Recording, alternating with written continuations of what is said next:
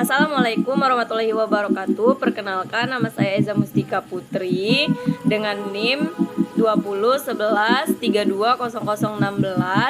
Prodi Bimbingan Konseling Islam, Fakultas Usuluddin Adab dan Dakwah, Institut Agama Islam Negeri Bengkulu. Baiklah, saya akan menyampaikan jawaban hasil UAS yang diberikan oleh Bapak Wirahadi Kusuma. Baiklah, pertama soalnya adalah jelaskan pengertian sosiologi secara bahasa, istilah, dan apa manfaat mempelajarinya.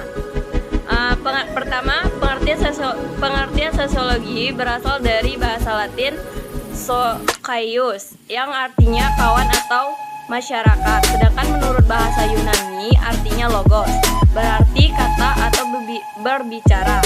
Jadi sosiologi berarti ilmu yang mempelajari mengenai masyarakat.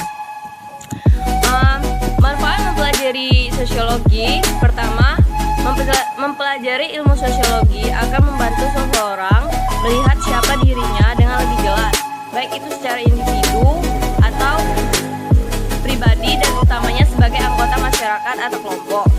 Yang kedua, mempelajari sosiologi akan membantu seseorang mengkaji posisinya di dalam masyarakat dan juga melihat dunia atau budaya lain yang belum ia ketahui sebelumnya.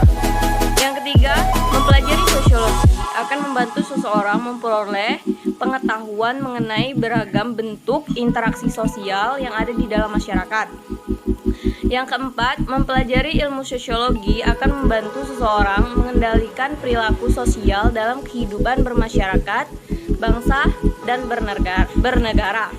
Yang kelima, mempelajari ilmu sosiologi akan membantu seseorang lebih memahami norma tradisi, keyakinan, dan juga nilai-nilai yang akan dianut oleh masyarakat. Baiklah, saya akan menjawab pertanyaan yang kedua, yaitu jelaskan intisari dari makalahnya masing-masing. Di sini makalah saya yang berjudul Teori Dasar Sosiologi. Intisari dari teori dasar sosiologi itu adalah dalam menghadapi masalah sosial dan dalam menggunakan teori sosiologi, sekiranya kita tidak harus menilai terlebih dahulu salah atau benarnya suatu masalah. Dan kita tidak boleh menggunakan penilaian subjek. Kita sadari bahwa paradigma fungsional struktural itu merupakan teori yang tidak bisa memecahkan masalah. Teori yang memiliki dua kepribadian atau dengan kata lain paradigma ganda. Sedangkan teori konflik merupakan teori yang tidak memperhatikan stabilitas sosial, yang tidak memperhatikan lingkungan sosial. Sedangkan paradigma interaksi ialah teori yang menghubungkan teori penghubung dalam kehidupan sosial yang tidak mempertimbangkan salah atau benarnya suatu interaksi. Dari ketiga paradigma tersebut, maka saya mengambil intisarinya bahwa dalam kehidupan sosial kita tidak harus memperhatikan ketiga-tiganya. Baiklah, saya akan menjawab pertanyaan yang ketiga, yaitu menurut saudara apa hubungan mata kuliah sosiologi dengan program studi PKI atau bimbingan konseling Islam? Pada hakikatnya, manusia adalah makhluk sosial yang ditandai adanya hubungan antara manusia yang satu dengan yang lainnya. Hubungan antar manusia merupakan kebutuhan manusia bersama, sehingga tidak ada satupun manusia yang sanggup hidup sendiri. Manusia dimanapun berada tidak dapat dipisahkan dari lingkungan masyarakatnya. Sosiologi sebagai ilmu pengetahuan yang banyak mempelajari tentang perilaku manusia dilihat dari aspek terbentuknya perilaku dan dinamika perilaku dalam kaitannya dengan kehidupan sosial.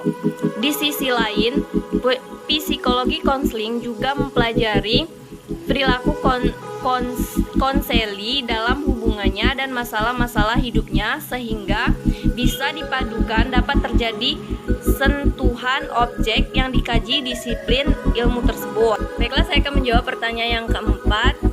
Pertanyaannya, bagaimana sikap saudara terhadap perbedaan bahasa, agama, ras, dan suku jika ditinjau dari sosiologi, dan bagaimana pula agama Islam melihat perbedaan tersebut? Jawabannya, mengembangkan sikap menghargai perbedaan nilai dan norma sosial di masyarakat. Di samping itu, juga kita tidak mementingkan ras, adat istiadat, dan juga agama kita sendiri, melainkan kita harus perbedaan dan menjunjung tinggi sikap toleransi terhadap perbedaan tersebut. Baiklah, itulah saja yang dapat saya sampaikan. Jika ada salah kata, saya mohon maaf. Pada Allah saya mohon ampun. Saya akhiri. Wabillahi taufiq wal hidayah.